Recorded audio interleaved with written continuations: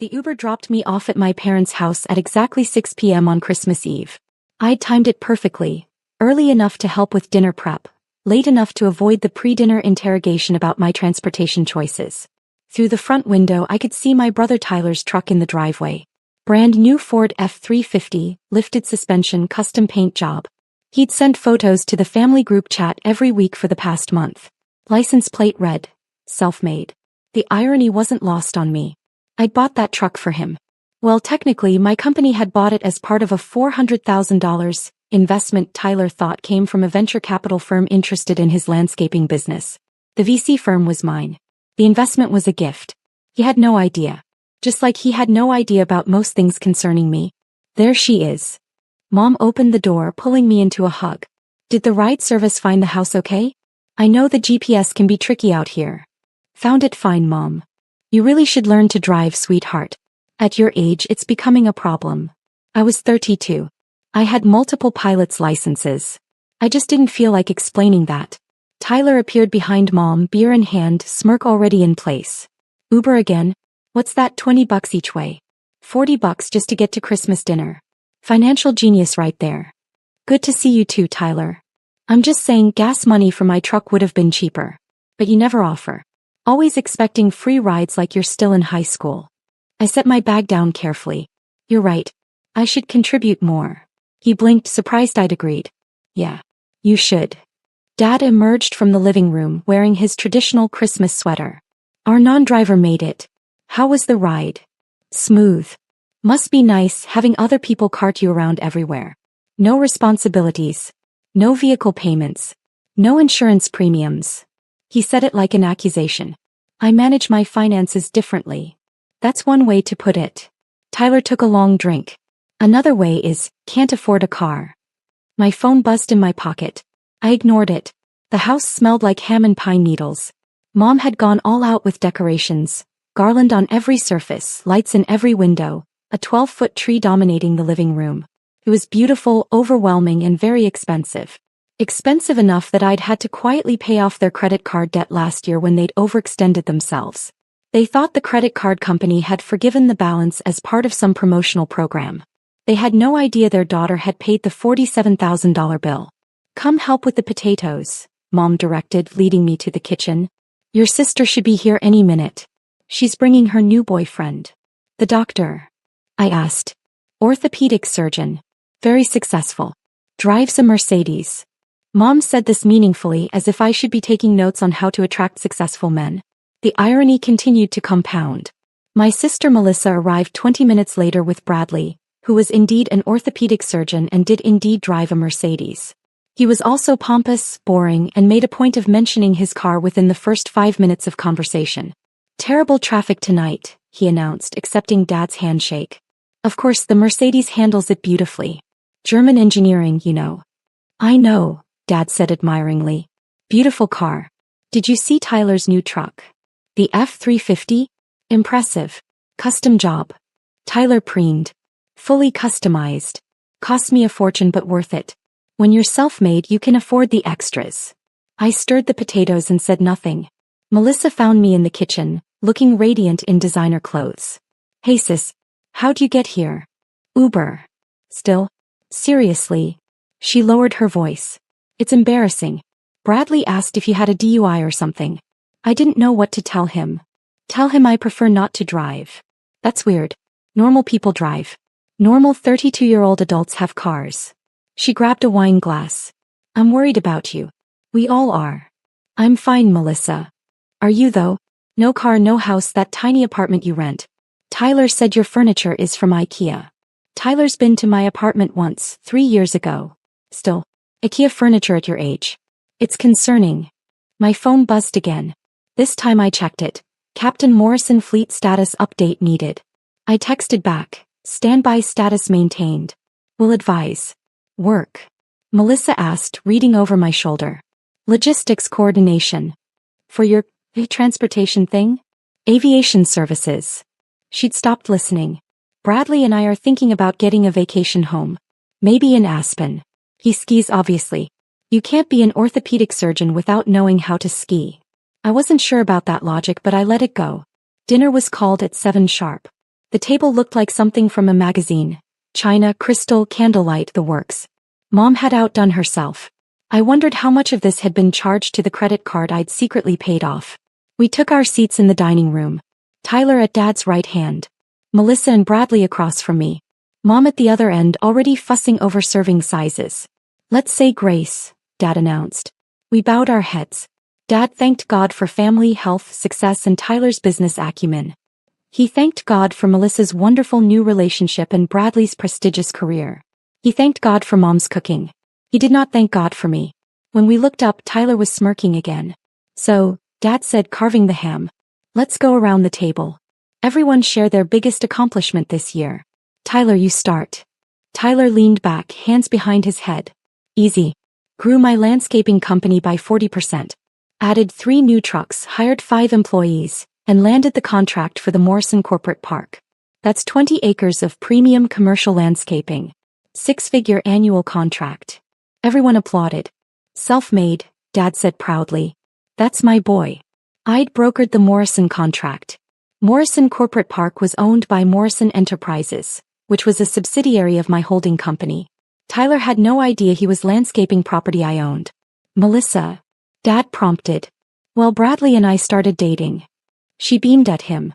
"And I got promoted to senior marketing manager. 15% raise." More applause. "Bradley?" Dad asked. "Published 3 papers in orthopedic journals. Performed 2 groundbreaking knee reconstruction surgeries. Bought the Mercedes." He said this without irony. "Impressive," Dad nodded. "Very impressive. And you, honey?" He looked at Mom. "I organized the church fundraiser that brought in $50,000 for the new youth center. And I redid the kitchen backsplash." "Beautiful work," Dad agreed. Then his eyes landed on me. "And what about you? Any accomplishments to share?" The table went quiet. I cut my ham carefully. "I had a good year." "Specifically?" Tyler pressed. "Business expanded. Revenue increased. Successfully managed several complex projects." "Your transportation coordination thing?" Melissa asked with barely concealed pity. "Aviation services, yes." "Are you making any money at it?" Dad asked. "Actual money?" "We're profitable, yes." Tyler laughed. "Profitable enough to buy a car? Or are you still Ubering everywhere?" "I use various transportation methods." "That's a no." He looked at Bradley. "She's been building this business for 9 years. 9 years and she still can't afford a vehicle. Meanwhile, I built a real company in half that time." "Different industries," I said mildly. "Different work ethics, you mean?" Tyler was warming to his subject. "Some people talk about business. Other people actually do business. Guess which one owns 3 trucks?" My phone buzzed insistently. I glanced at it under the table. "Captain Morrison, weather window optimal. Confirm status." I texted, "Maintain holding pattern. Will confirm in 30 minutes. "Always on that phone," Dad observed. "Who's so important they need you on Christmas Eve?" "Just coordinating some logistics." "On Christmas," Bradley said incredulously. "That's poor work-life balance. In my practice, I maintain strict boundaries." "Your practice called you twice during dinner," Melissa pointed out. "Emergencies are different. I'm a surgeon." "And she's..." Tyler waved his fork dismissively. "What are you exactly? What do you actually do?" I took a sip of water. "I coordinate aviation operations." "Like for an airline?" "Private aviation." "So you book flights for rich people?" Melissa asked. "Something like that." "That explains the no-car thing," Tyler said. "Entry-level booking jobs don't pay much. Maybe in another 9 years, you'll afford a used Honda." Dad frowned. "Is that really what you've been doing? Booking flights? We thought you owned the company." "I do own the company." Silence. Then Tyler burst out laughing. "You own it? You own a private aviation company? That's the story you're going with." "It's not a story. It's my company." "Right. And I'm the King of England." He looked at Bradley. "She does this sometimes. Lives in Fantasyland. It's sad, really." "Tyler," Mom said weakly. "Don't be cruel." "I'm not being cruel. I'm being honest. She's 32, no car, no assets, living in a rental apartment with IKEA furniture, and she wants us to believe she owns an aviation company." He turned back to me. "If you owned a company, you'd have money. If you had money, you'd have a car. You don't have a car." Therefore you don't own a company. Basic logic. I choose not to own a car. Different thing. Why would anyone choose not to own a car? Environmental reasons. Convenience. I prefer other transportation methods. Bradley leaned forward. What kind of transportation methods? Because from what I understand, you've been asking family members for rides constantly. I blinked. I haven't asked anyone for a ride in 3 years. You asked me for a ride to Mom's birthday last year, Tyler said triumphantly. You offered. I said I already had transportation arranged. You insisted because it was on your way. He faltered. Well, you should have been more grateful. I thanked you multiple times. Not enough, apparently. Dad's voice had an edge. Tyler's brought up several times how you never offer gas money. Because I never ask for rides. But you accept them, Melissa added. And you never contribute. Never chip in. That's taking advantage. I set my fork down. How much would you like me to contribute? Tyler scoffed. Can you even afford gas money? $20. 30. How much? You tell me. What's your budget? My phone rang this time. Captain Morrison. I stood up. Excuse me. Oh no, Tyler said. You're not running away from this conversation. Sit down. I answered the phone. Go ahead, Captain. Ma'am, I need confirmation on the flight plan. We've been holding at altitude for 40 minutes. Fuel consumption is becoming a factor. Descend to the coordinates I sent. Prepare for landing.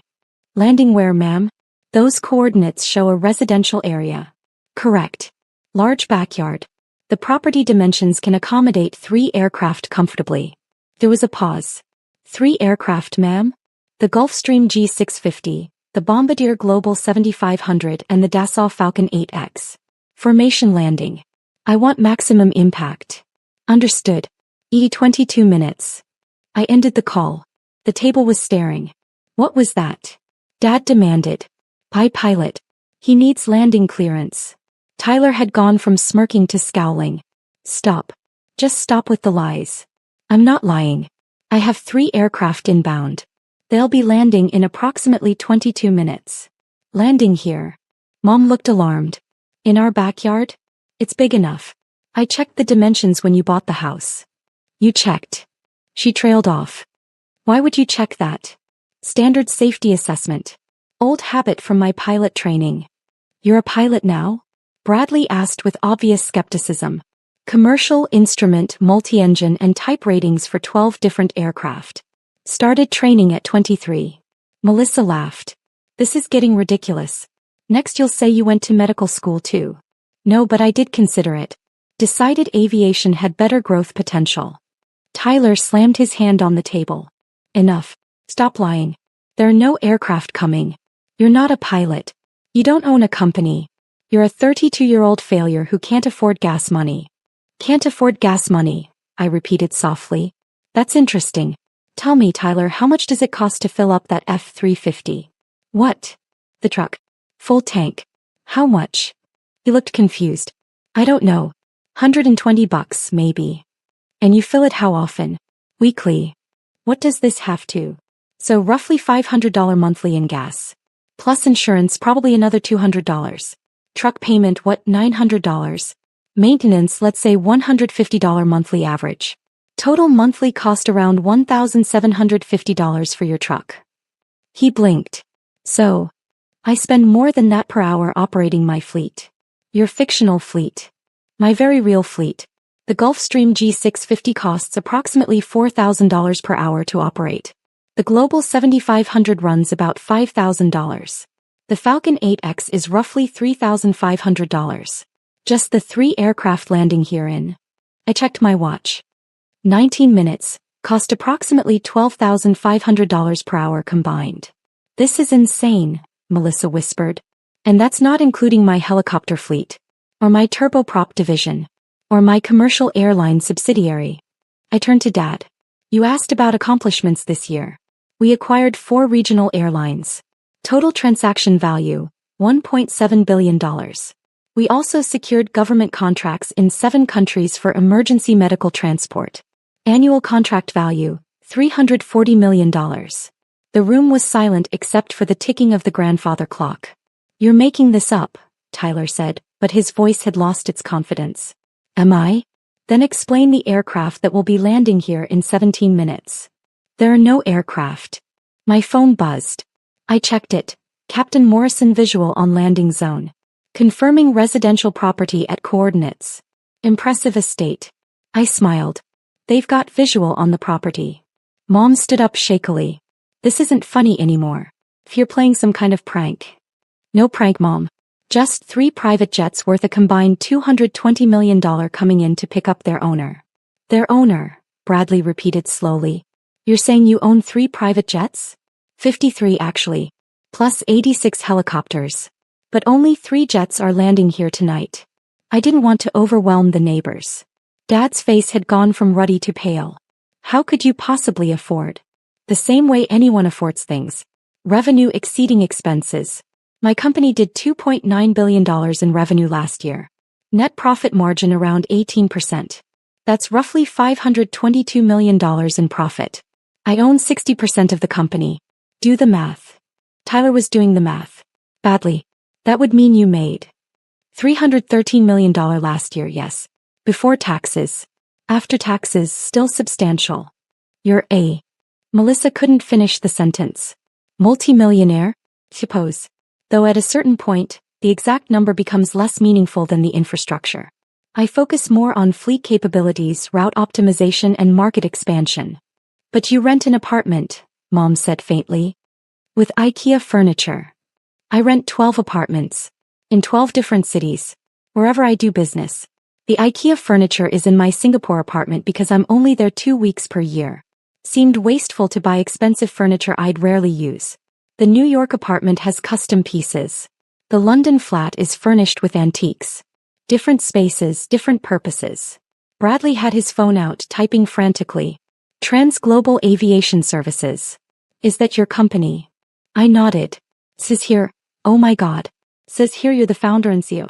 The company is valued at $4.2 billion. You're listed as. He looked up, face ashen. Forbes estimates your net worth at $2.1 billion. Tyler grabbed the phone, read the screen and dropped it. Billion, Dad whispered. With AB. Technically it fluctuates. Market conditions, asset valuations, currency exchange rates. But yes, approximately $2.1 billion. Though Forbes is slightly conservative. My accountants estimate closer to $2.4 billion. The grandfather clock chimed. 7:45 p.m. 12 minutes. I said pleasantly. You might want to put on coats. It'll be loud when they land. Nobody moved. My phone rang again. I answered. Status. 10 minutes out, ma'am. We have clearance from air traffic control. Local police have been notified of the flight plan. Should we proceed? Proceed, Captain. Formation landing. Let's make it dramatic.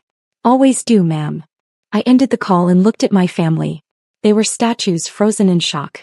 So about that gas money, I said to Tyler. How much did you want me to contribute? You made a sound like a strangled cat. Because I'm happy to cover it. I can wire you $10,000 right now. Would that cover your gas expenses for the next year? Stop, he whispered. Or I could buy you a new truck. Fully loaded. Custom everything. Would that make us even? Please stop. I'm just trying to contribute. You said I never contribute. I'm contributing. Melissa had tears running down her face. Why didn't you tell us? I tried. 9 years ago when I started the company. You laughed. Said I was wasting my life. Said I should get a real job. I looked at Dad. You told me I was being ridiculous. That aviation was too expensive, too complicated, too competitive. I was trying to protect you, he said weakly. You were dismissing me. There's a difference. I turned to Tyler. And you've spent 9 years mocking me. Every family gathering, every holiday, every phone call. When are you getting a real job? When are you buying a car? Stop living in fantasy land. I didn't know. You didn't want to know. When I tried to tell you about my first major contract, you changed the subject to your landscaping business. When I mentioned buying property, you assumed I meant a rental. When I talked about aircraft acquisitions, you thought I was joking. Mom sat down hard. The credit card debt. Last year. That was you. $47,000. You were 3 months from bankruptcy. But the credit card company said, I bought your debt and forgave it. Seemed simpler than explaining I could afford to pay it. Dad's hands were shaking. The mortgage restructuring. 2 years ago. Also me. You were facing foreclosure.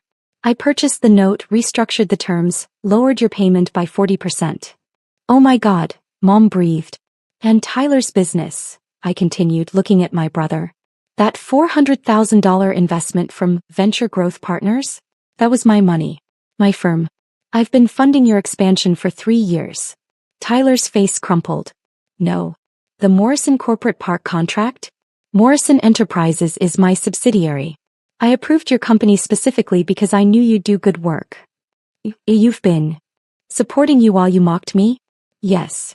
The sound of jet engines became audible in the distance. 5 minutes, I said, checking my phone. Bradley was still scrolling, still reading, still processing.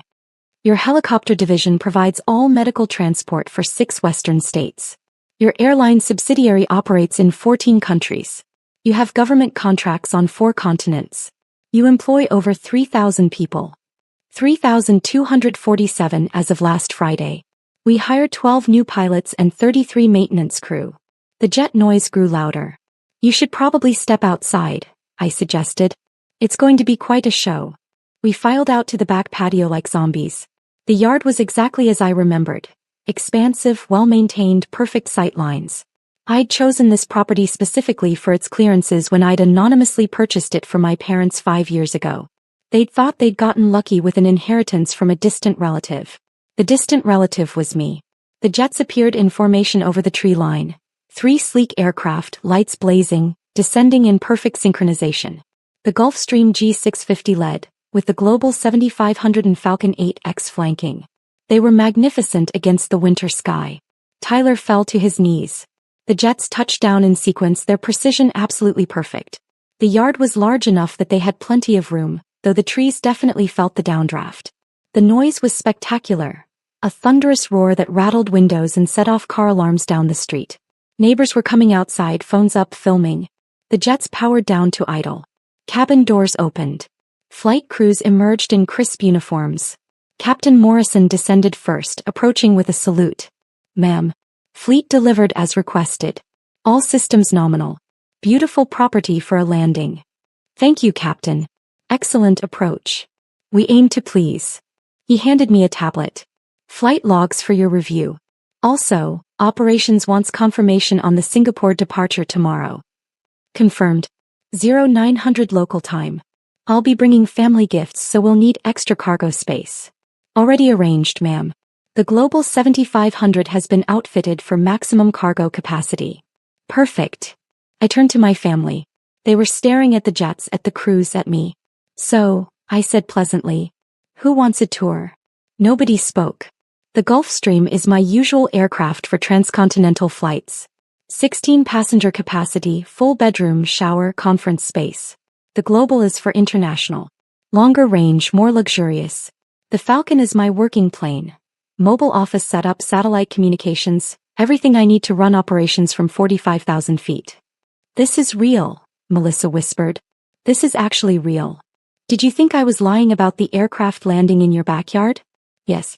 Obviously yes. I smiled. Would you like to see inside?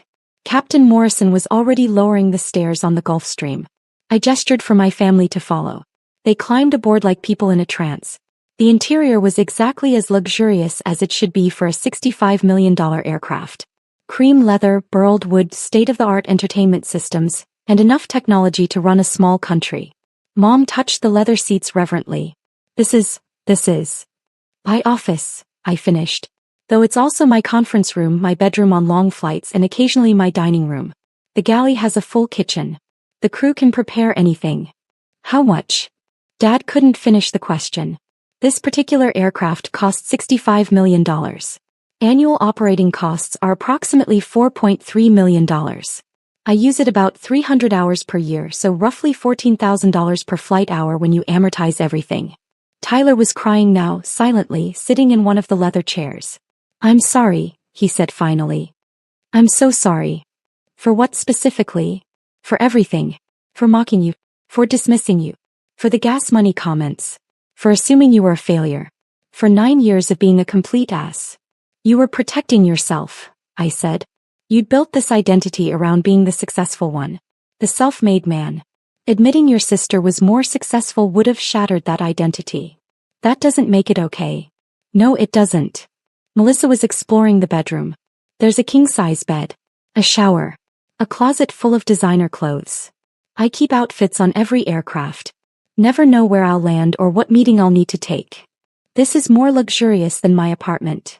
Your apartment is lovely, Melissa. Different purposes. He turned to me, mascara smeared. I've been such a bitch to you. Yes, you have. I thought I was being helpful. Encouraging you to be more conventional. You were being judgmental. There's a difference. Captain Morrison appeared in the doorway. Ma'am, operations needs a decision on the Amazon acquisition. The call is scheduled for morning, but they want preliminary approval tonight. The aviation division? Yes, ma'am. 47 aircraft, solid infrastructure. Asking price is $3.2 billion. Counter at $2.8 billion. Tell them we'll go to $3 billion maximum, but only if they throw in the maintenance facilities. Done. He disappeared. Dad was staring. You're buying Amazon's aviation division? Considering it. Makes sense strategically. Good aircraft, established routes, trained crews. We can integrate it into our existing operations and expand our e-commerce logistics capabilities. For $3 billion. Approximately. Though I'll try to negotiate down. Bradley had been silent until now. I thought I was successful. I thought my career was impressive. You are successful. You help people. You repair injuries. That's meaningful work. But you. I coordinate logistics. Different skill set. Not better, just different. You're a billionaire. And you're a surgeon. We both provide valuable services. He shook his head slowly. I feel very small right now. Mom was crying ugly sobs that shook her whole body. You paid off our debt. You saved our house. You funded Tyler's business. And we treated you like you were the failure. You treated me the way you thought I deserved based on your perception of success. You couldn't see past the car thing. Because normal people have cars. Normal people also don't own 53 jets. I'm not normal, Mom. I never was. I just hid it better than you realized. We filed off the aircraft. The neighbors had formed a small crowd on the street, phones out, clearly trying to figure out what was happening. Captain Morrison approached again. Ma'am, local news is reporting 3 private jets landed in a residential area. They're sending a helicopter to investigate. Tell them no comment. This is a private family matter. They're asking about the owner of the aircraft. Still no comment. Let them speculate. He smiled. They're going to find out eventually. Probably. But not tonight. I turn back to my family. I need to leave soon. Singapore meeting in the morning. Tonight. Mom asked. It's Christmas Eve. Business doesn't stop for holidays. The meeting is with the Singapore government about expanding our medical transport services throughout Southeast Asia. Potential $500 million contract. Can't miss it. Will you? Dad cleared his throat. Will you come back? For Christmas. I considered the question. Do you want me to come back? Show me.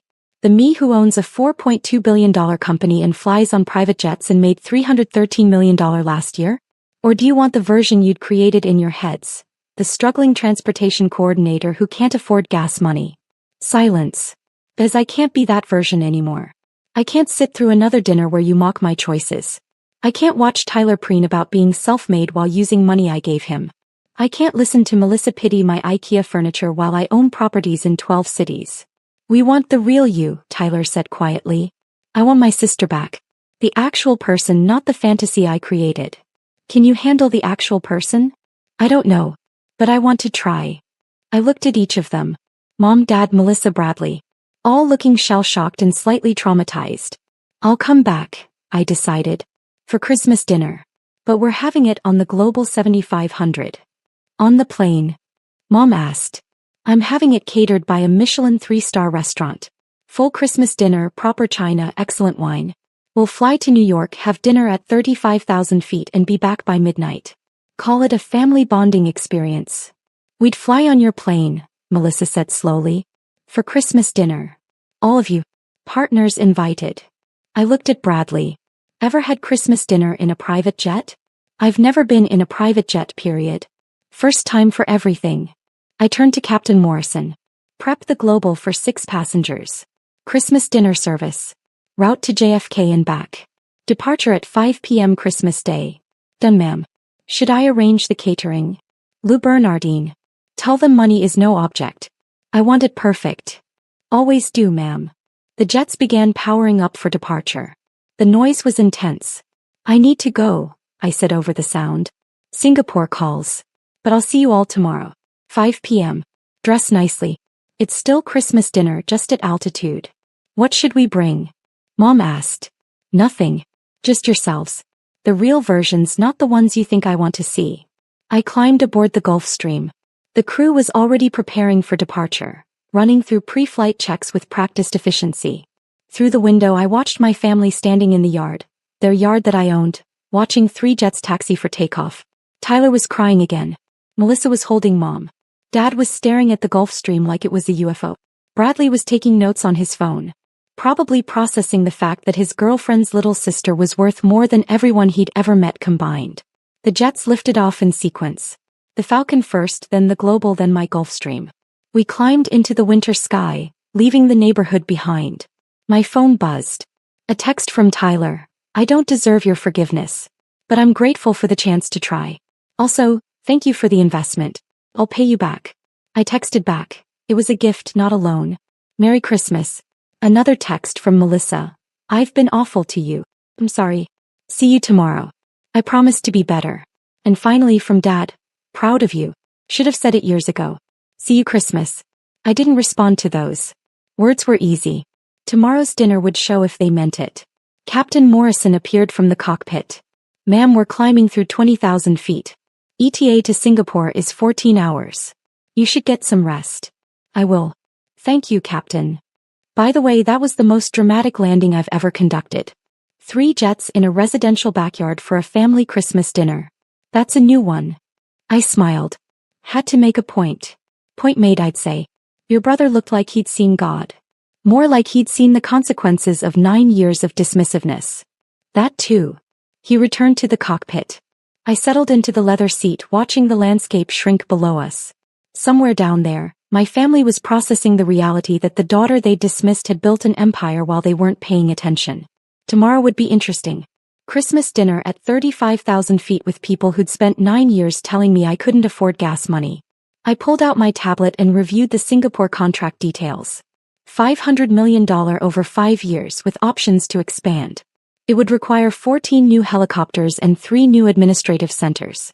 Worth the Christmas Eve meeting. My phone rang. Operations. I answered. Go ahead. Amazon accepted your counteroffer. $2.8 billion for the aviation division, including maintenance facilities. They want to close by March. Approved. Start due diligence immediately. Done. Also, the Singapore government pushed the meeting back 3 hours. You'll have time to rest. Perfect. I ended the call and looked out the window. Stars above, clouds below, Singapore ahead. And tomorrow, Christmas dinner with family who'd finally seen the truth. Not bad for someone who couldn't afford gas money.